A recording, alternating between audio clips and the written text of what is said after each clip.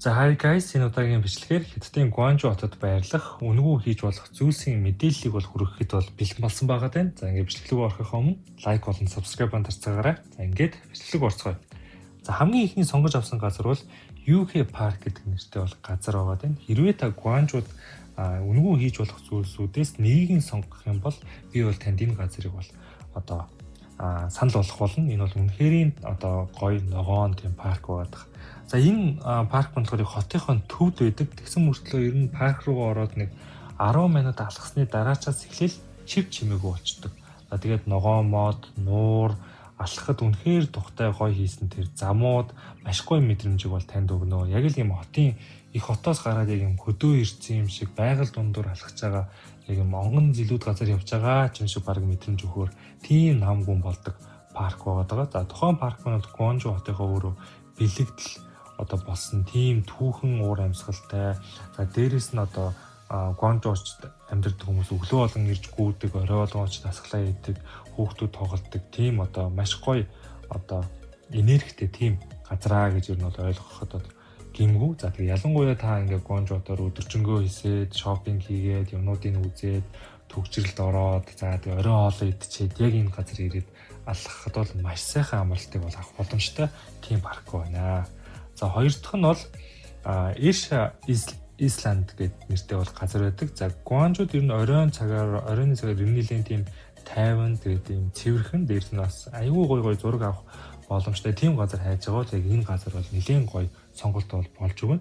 За энэ бол усан дунд байрладаг. За тийм ер нь бол парк гэдээ бас хэлчих болно. Усан дунд байрладаг тийм ногоон одоо газар байгаа. За хамгийн гоё нь бол эндээс нөгөө Canton Towers нь бол тэр чигээрээ харагддаг. За дээрээс нь нэмээд нөгөө нэг Hanshin Bridge гэдэг нөгөө бас нэг алдартай Гуанчжоугийн гүр байгаа шүү дээ. Тэр гүрийг бас харах боломжтой. За тийм учраас ер нь бас оройн цагаар очих юм бол ер нь нэлээд гоё тийм газар байгаа. Ерөнхийдөө өдөр нь таатай ингээд үзүр үйлчлэгээ аваад мөнгө төлөөл, хоол идээл, мөнгө төлөөл, шопинг хийгээл, мөнгө төлөөлийг оройн цагаар нэм өнгөө зүйлүүдийг хийвэл ер нь их гоёо гэж хэлж болохоор газар. За тийм Canton Tower харагддаг учраас энэ газар бол оройн цагаар ч өдрийн цагаар ч хүмүүс очиж ирэн зураг хураг даруулах бол их одоо тийм харагддаг үзэгдлээ гэсэн үг. Аялал жуулчлалаар явж байгаа хүмүүс бол бас заавал очих ёстой газар шүү. За гурав дахь газар нь бол Huaicheng Square гэдэг нэртэй газар байгаа. За энэ газар бол Гуанчжоугийн ялангуяа орчин үеийн нүүр царай болсон тийм газруудынх нь бол нэг. За энд бол ирэхэд ер нь өндөр шилэн барилгууд, өргөн задгай тийм талбайнууд, за хотын төвийн уур амьсгалыг шууд мэдэж болохоор тийм том талбай. За манайхаар бол ер нь Цүх хотын талбай нэгэд хэлчих бол болно. За бас энэ хэсэгт болохоор Гуанчжоугийн номын сан, музей, за тэгээд нөгөө нэг дуурийн чуулга, манайхаар бол дуурийн чуулгатай опера, Гуанчжоу опера гэж нэрлэдэг тэр газрууд нь бол байдаг. За тэгээ ер нь хотын одоо паблик одоо ерөнхий яг амьдрал ямар вэ гэдгийг харах боломжтой хамгийн төв цэгнэ гэд ойлгоход бол болно. За 6 дахь газар нь болохоор Heian Bridge буюу нөгөө нэг 2 дахь газараас харж болно гэдээ ярьж ирсэн тэр нөгөө нэг гүр байгаа. За энэ бол Гуанчжууд одоо мэдэх ёстой өнгөө зүйлс юм бол яалчгүй нэг нь байгаа. За энэ бол нөгөө Pearl River дээгүүр гардаг явган үний алдарт одоо тэр гүр байгаа. Ер нь машин ер нь бол явдаг, дандаа хүн явж идэг.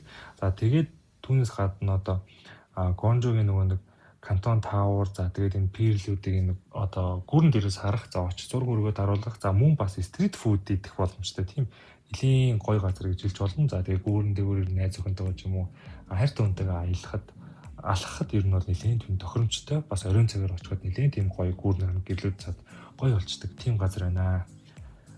За ингээд сүүлийн газар болох Dafo Temple дээр нэмэх нь Beijing Grove гэдэг газар байна. За хэрвээ нэг дор соёл болон түүх, за бас хотын амьдралын хөдөлгөөнийг тэр чигээр мэдрахыг хүсэж байгаа бол энэ газар яг танд зохино. Энэ газар ерөөсөө яг Хятадын уламжлалт барилгууд болон за тэгээд орчин үеийн өндөр шилэн барилгууд гэдэг ерөөсөө бүгдээрээ нэг дор байдгаа гэсэн зүүн тийшээ харахад одоо эртний Хятадаар явж байгаа юм шиг, баруун тийшээ харахад орчин үеийн Хятадаар явж байгаа юм шиг тийм газар гэж энэ бол хэлж болно. За хотын төвд байрладаг.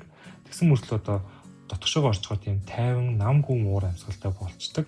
За сүмээс гараад шууд Beijing Road руу алхахад энэ Гуанчжууд илүү одоо тийм амьд худалдаа тэгээ хүн хөдөлгөөнтэй тал нь бол ихсдэг гэсэн үг. Тиймээс ерөнхийдөө ингээд байсыг л vibe нь өөрчлөгдөж идэг тийм газар гэж ер нь бол ойлгож олно. Нэг талдаа түүхэн, нөгөө талдаа орчин үеийн хотын имлэлийг зэрэгцүүлэн тэнд харуулах боломжтой нэлээд тийм сонирхолтой газар гэж бол ойлгож болно гэсэн.